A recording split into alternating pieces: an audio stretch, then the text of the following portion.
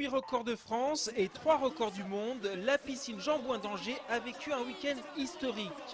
Pendant 3 jours, les stars de la natation ont enflammé ces championnats de France en petit bassin. Ce matin, un homme fait la une sportive de tous les journaux. C'est Alain Bernard, le nouveau recordman du monde du 100 mètres nage libre. Hier soir, dans la dernière finale de ces championnats, Alain Bernard est devenu le roi de l'épreuve reine. De quoi faire chavirer de bonheur le public de la piscine Jean-Bouin. Attention, ça revient également avec Bovino Bovino, c'est Stéphane Le Bernard qui va s'imposer. Le chrono 45, Avec un chrono de 45 secondes et 69 centièmes, Alain Bernard devient tout simplement le nageur le plus rapide du monde sur le 100 mètres. Si on m'avait dit que je ferais ça avant de venir, j'aurais signé tout de suite parce que, comme je disais, il y a 3 semaines ou 4 semaines à l'entraînement, j'étais pas dans cet état et ça fait plaisir de revivre des moments comme ça parce que c'est pas notre vie de tous les jours, on n'arrive pas dans un bassin où il y a 300-400 personnes qui vous applaudissent et vous faites un record du monde, quoi. La vie de tous les jours, c'est l'entraînement, c'est la répétition, c'est la difficulté de la chose et ça, c'est pas toujours amusant.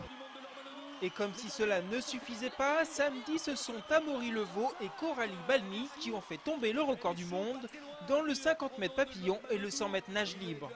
De bon augure pour les championnats d'Europe qui se dérouleront la semaine prochaine en Croatie à Rijeka. C'est vrai qu'il y a beaucoup de records de France qui sont tombés. C'est assez impressionnant. Je ne sais pas si on avait déjà vu ça dans un championnat national, quoi. Et du coup, c'est sûr, on va arriver en force en Croatie. Avant ces championnats, c'est une autre star qui était attendue.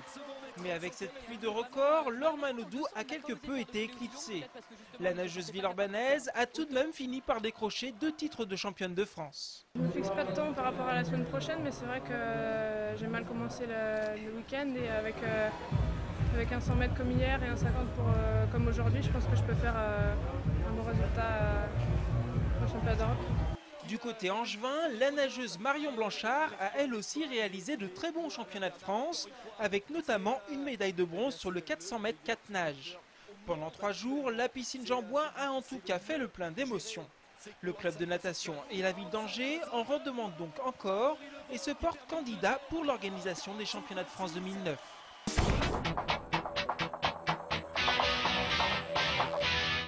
C'est ce qui s'appelle une victoire de choix. Vendredi soir, les joueurs du SCO sont allés créer la surprise en battant Metz à Saint-Symphorien.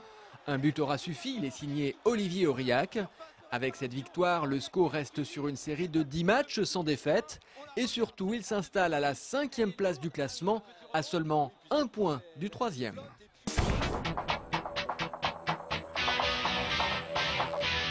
En basket, l'ABC n'a pas pu faire grand-chose face à Blois vendredi soir, défaite 84-66.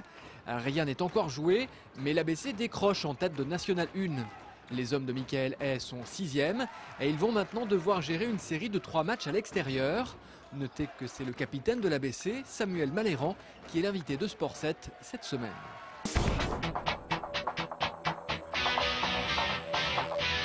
En revanche, ça va fort pour Angers-Noyant. Les Angevins ont tout simplement pris la tête du championnat en s'imposant à Valence 24-25. Dimanche prochain, ils se préparent à recevoir la réserve de Montpellier, un match pendant lequel Teddy Chailly devrait marquer son retour sur les terrains après plusieurs mois de blessure. Pour finir, les Ducs se sont imposés 6-3 à Neuilly. Cette victoire leur permet de s'installer confortablement dans le quatuor de tête de la Ligue Magnus. 4e, ils comptent désormais 4 points d'avance sur leurs poursuivants.